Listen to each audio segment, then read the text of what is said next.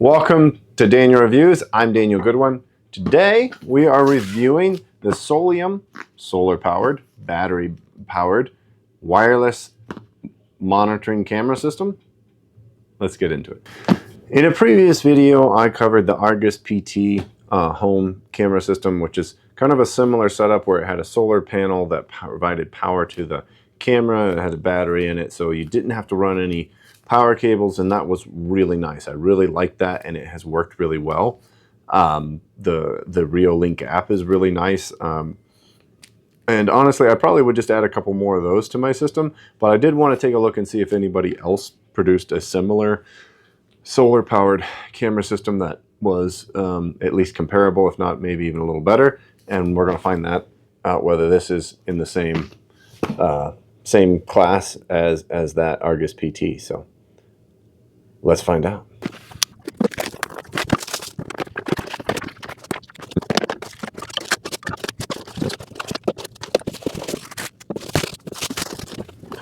Okay, this is what you get in the box. So you obviously get a quick guide and a full manual, which I'll be spending some time with in a few minutes. Some stickers. You got two solar panels here. They are definitely the rugged type. I don't know if the camera's showing this, but more rugged type with a plastic backing. And then you got a pretty generously lengthy, looks like a USB-C input, which I love that. I love anything that's USB-C at this point. You've got brackets, mounting brackets for each of the cameras. Of course, you get two of these cameras here, which look to be very sturdy, very, very beefy. I think they'll be quite good. Here's your USB-C input right here, which is very nice. I don't believe I see any SD cards or anything like that, so I think we'll probably I'm assuming that's the Wi-Fi portion of this. We'll not be doing any local storage with these cameras. At least I don't. Well, let me take that back. What's this? Nope, that's just the power button. Okay, that's the power and reset right there. So also I need to look at the manual, of course. But you get two of those, and then of course I think you get, I believe this is the Wi-Fi. Oh, look at that. The memory card is pre-installed, so it does come with storage. You could probably add additional storage if you needed to, or swap out the card. Of course, you got a power set, Ethernet cable, and I think this is kind of like the hub that will sync these cameras once they're set up. Okay, so I mentioned I wanted to do something a little bit different, and unfortunately this mount, as it is, won't quite work. I have a metal outbuilding that I want to attach this to, and I don't want to drill holes in my metal, so I have these great magnets. They're awesome, super powerful magnets with an M6 threaded nuts on it. Unfortunately, it's just a little too thick to go through the back of this, so I'm not going to be able to use this. I mean, I could take a drill bit and widen these holes out, but I'm not sure I want to do that. So I think what I'm going to do is affix this to a board and then attach the magnets to the board, and then I'm going to use that to mount. And again, the cable's just going to affix into this USB-C input here. If I can get this peeled back. There we go. So this is going to fly in there just like that. And then of course it's going to set on this thing. If I can figure out exactly how that's there we go, just like that. So the whole thing fits together. This slides in, so you would mount this to your wall or wherever you want to put it. Then you really can just slide that in there, and it just locks in. And then there's a screw here that we will tighten up to affix it. But the concept's really simple, which is nice. We'll see how it works in practicality, but doesn't seem too difficult. All right, we are going to next charge up the camera completely, at least the internal battery, just by using the regular USB-C cable. You can see it's green for, I presume, charging, which is great. We'll let that charge up, and then we'll probably do the Wi-Fi setup. Okay, next step is to take the home base and to power that up and get it connected to the Wi-Fi. So we're going to do that here. Make sure that's plugged in. got a red light. I assume it will take a second. We're going to use the app to connect it to the Wi-Fi.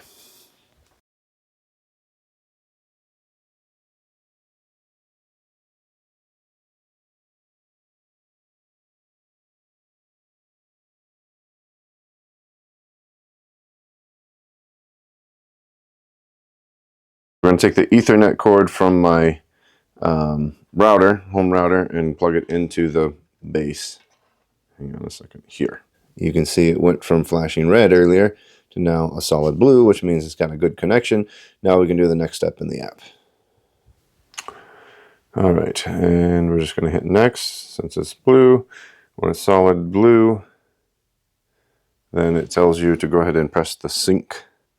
Press and hold the sync off button.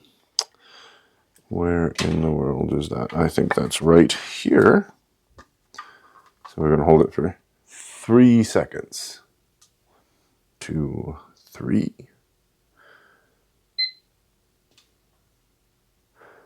Okay, I backed out and did it again, and it seems to have worked. I don't know why it didn't show up the first time, but we're going to try it and see what happens.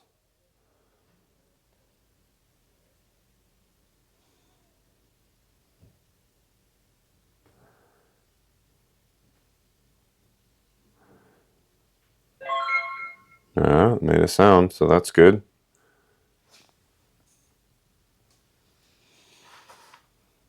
All right, and then I'm going to have to add the cameras for the next set again. 1, 2, 3, 4, 5. Oh, I think I heard, yeah. There's definitely something. Cool. All right, so it sees this one. Press and hold the power button. Okay, so with the mount, I'll just kind of walk you through this part for the solar panel portion of it. Obviously, you slide the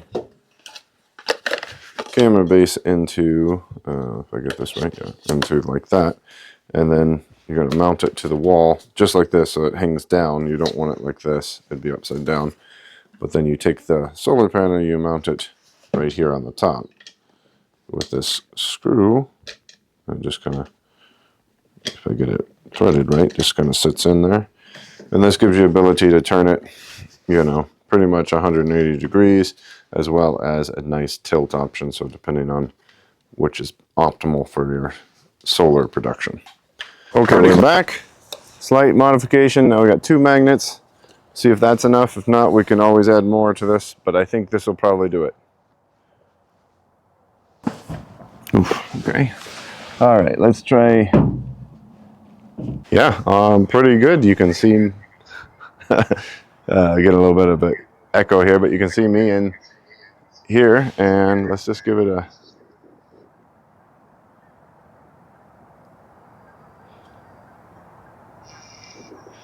So here is the Soliam app. I'm just going to enter in my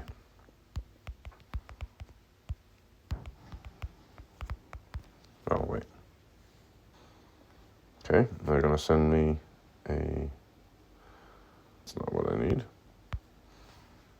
I'm going to go to my Gmail account. There it is. I'm going to hit verify now. It says it's success. Let's go back to the app. Okay, now it's going to go to log on, which is good. That's an awful short time, only 60 seconds for that code to work. So that might potentially be a problem if you don't have super fast access to your email. All right, cool. So it looks like I've got the app up. Okay, so here is the app after you've gotten everything kind of connected. One of my cameras is offline at the moment, but the other one is, of course, working, and I can see live what it's looking at. I set a default zone, so it's looking slightly to the right. Well, very hard to the right, actually. But then, of course, you can control it through the app to change it to whatever you want it to be, and then it'll return to the default. If you want, you can do a 360 to do like a continuous cruise, which is, you know, interesting. I don't. Okay, that makes me hurt just watching that. But then it'll kind of do like a obviously a pan and whatnot. So that's cool, and it makes a panorama for you, which is fun if you want that for any reason. Along the bottom, you can take a screenshot. You can see, you can record. If for some reason you want to record while you're live, you can speak. If you want to, if somebody's there and you want to give them, you know, some instructions or whatever, and then you can turn on and off the sound, as well as set up alarms, etc. So a lot of things right here in just in the camera. What you can do, of course, is the settings. This is where you get a lot of things here, obviously. The coolest thing is the events. This will show you all of the events that have occurred so far. A lot of these events occurred when I was installing the camera. So if there's things you don't want, you can obviously just delete them. But I think over time it will replace them. But what I love about this is all off the local storage on the home base. So you're not paying for any... what do I want to say? Any, you know, cloud storage. Now, they have an option for cloud storage if you want to connect this with cloud storage, but you can also just use the local and still be able to see these events that it's recorded. Ooh, that was weird. Did it just shut down on me? No, I don't know. Go back to the events. And you can record any of these events as they... or watch any of these events as they occurred. So, like, for example, this one, I was up there Not quite installing it, no. and you know, so I can play that back, which is pretty cool. A lot better than the Ring doorbell. Okay, that's weird. It did that twice now, where it kind of like didn't quite shut out the whole thing, but it did do that. I don't know what's going on with that. Version information. Yeah, so it looks like we can upgrade to a latest firmware, which I would recommend, but I'm not going to do that right now. I've set the default position. You can turn on human tracking. So if it detects a human, it will try to follow them as they move around in its field of vision. You got your video settings, whether it includes... I'll have to play around at night what that looks like on the night vision. And then, of course, you got your notification section settings. Sometimes you can have them embed a thumbnail. Really a lot of great information in here. Gives you information on the power. And then, you know, hopefully the solar will be kicking in and it'll get some juice and charge that thing up a little bit. But overall, it's very cool. And then you can have like a security setting for all your devices where you can set away or disarm or whatever if you want to. I don't think I'll want to do that, but yeah, there's just a lot of good information here in the setting. You can create a family. Of course, you have your message center and support settings. So yeah, I'm very impressed with this app. This is really cool. It's a little hard getting, not hard, but like more steps than I expected getting the home base set up, but once everything else is set up, it seems to work really well. Well, I got both cameras installed. One was kind of a traditional installation, drilling the mount into some wood, so I didn't need to use any kind of weird magnets or anything. I didn't need to use the anchors because I wasn't doing it indoors or on drywall or anything, so that went super smooth. As you can imagine, you just screw those right in and slide the camera on, tighten on the nut, put the panel on top, and you're done. The other one was a little more of a challenge simply because I didn't want to drill holes in my metal outbuilding. I love the metal. I love that it's magnetic, and I like to use magnets wherever I can to avoid putting holes in the building.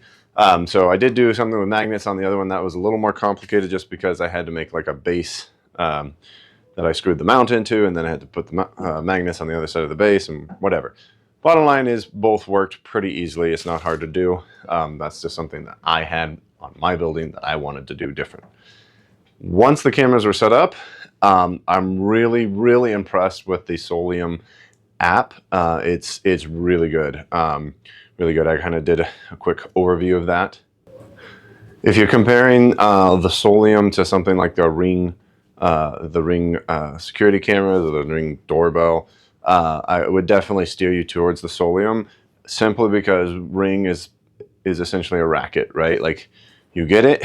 I got one, and they give you like this, you know, event monitoring for a limited period of time, and then they yank the rug out from under you, and you've got to purchase a subscription, or else you will not have any recording of events, you know, that your doorbell captures. And worse, I think, you know, even if you decide to purchase the subscription, it won't give you any of the previous events up until that time. It's not like they, you know, give you that. So I do not like the Ring doorbell model. I think it's mostly a scam, you know, because they're making you pay for the subscription in addition to the cost of the camera or doorbell. And I just don't like that. I think that's kind of shady, especially when there's other companies out there that produce just as good and give you the option to have your own local storage through an SD card.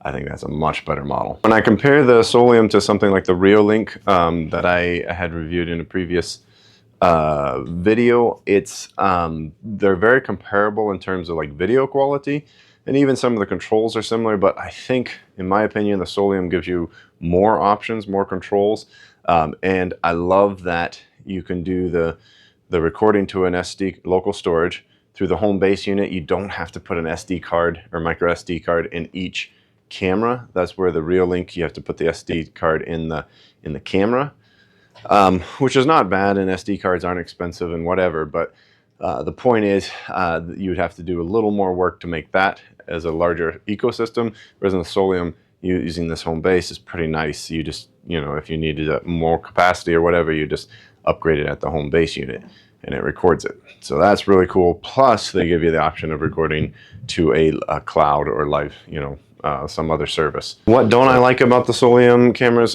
They're very pretty minor quibbles. I would say one, it's both a positive and a negative.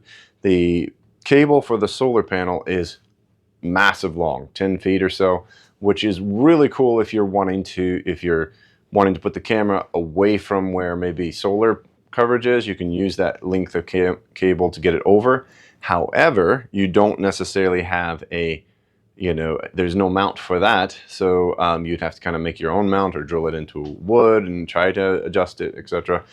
So it's not as useful as you might think. And then the other negative to that is, if you aren't going to use that length of cable and you're just going to put it right on top of the camera, like most people probably would, you've got all this cable that you've got to do something with, either bind it up and you know, but it kind of like hangs on it, so it doesn't look great. What I would have loved to have seen if I was designing this is that the panel would be USB-C and the camera would be USB-C, and you could just swap out for like a little 1-foot cable if you wanted to, and not have this extra long cable. I think that would have been a nice touch, because then you have the flexibility of going either way without having to deal with all the cable management. All right, that's going to do it for this video. I hope you enjoyed it. I really am so far digging the Soliom cameras. I think they're great. I'm going to continue to use them, obviously. See how many false alerts and things they generate, because cameras do. You can adjust a lot of things. You can adjust the monitoring zones, you know, the sensitivity levels. So all the standard controls you'd expect from a surveillance camera, you've got those at the Soliom app.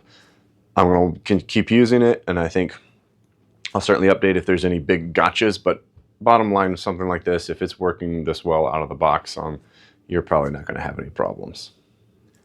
Thanks for watching. I'll see you in the next video.